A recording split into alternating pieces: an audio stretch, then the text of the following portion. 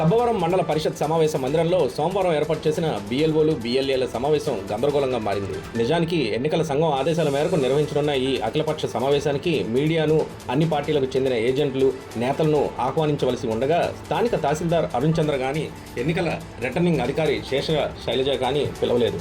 దీంతో కేవలం కూటమి నేతలు, బిఎల్ఓలు, బిఎల్ఏల కోసం మాత్రమే అధికారులు ఈ సమావేశం ఏర్పాటు చేసినట్టుగా అయ్యింది. పలువురు రాజకీయ పరిశీలకులు బహిరంగానే చెప్పుకుంటున్నారు.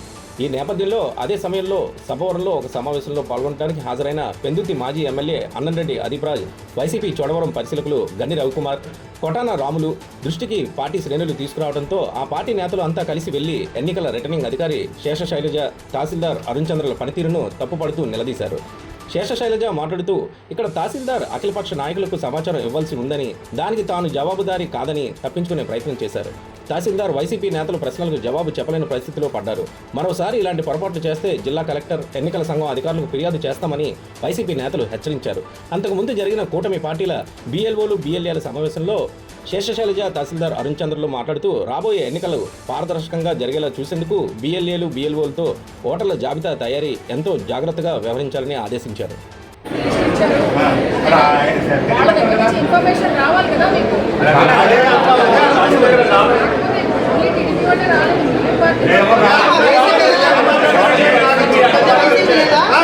మూడు పార్టీలు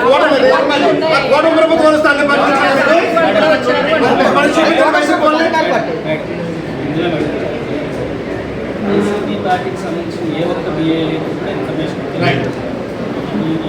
ఒక్కరికి కూడా లేదు. ఒక్కరికున్నా కొంతమందితో మేము మాట్లాడుకుంటే యాక్చువల్గా అయితే బిఎల్ఎస్కి 10 నుంచి 13 ఓరియంటేషన్ వర్క్షాప్ 13. యాక్చువల్గా బిఎల్ఎస్ వస్తారని రాకూడదు.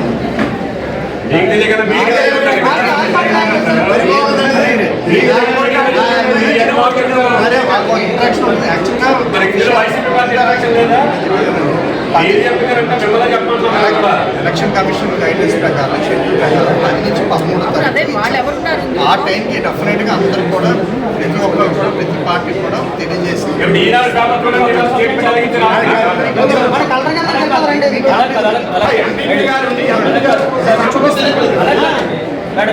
ఎంపీపీ గారు ఉండి ఎంపీపీ పార్టీ మీటింగ్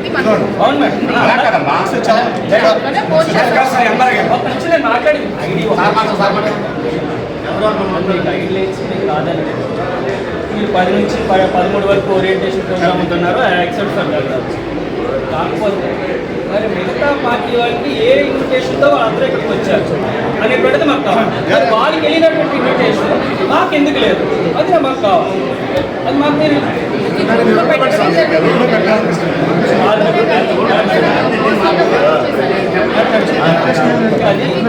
ఫోన్ చేయలేదు, అందరూ కూడా చెప్పలేదు.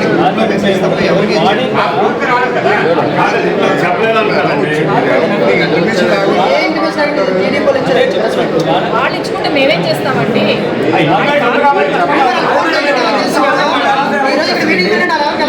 చూసి వాళ్ళు పెట్టుకున్నారంటే వాళ్ళు అంటే గ్రూప్ లో పెడితే వచ్చేస్తారమ్మా, మాకు తెలియపడుతున్నాను. గ్రూప్ లో పెడితే చెప్పాలి కదండి.